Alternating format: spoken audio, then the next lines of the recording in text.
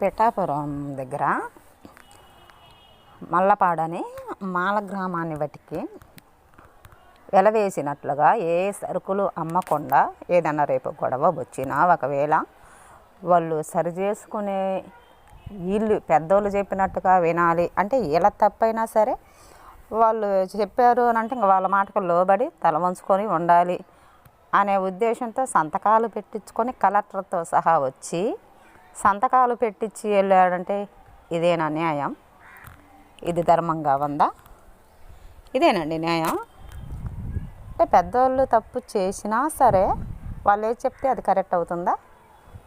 వాళ్ళు ఏం చెప్పినా చెల్లిపోటు అవుతుందా, చెల్లిపోతుందా ఏంటి? ఎక్కడుంది న్యాయం? సత్యంలో బ్రతకండి, లోకం బ్రతికిద్ది. అప్పుడు ఆశీర్వాదకరంగానూ ఉంటుంది దేశం. దేశం ఆశీర్వాదకరంగా ఉండకుండా సర్వనాశనం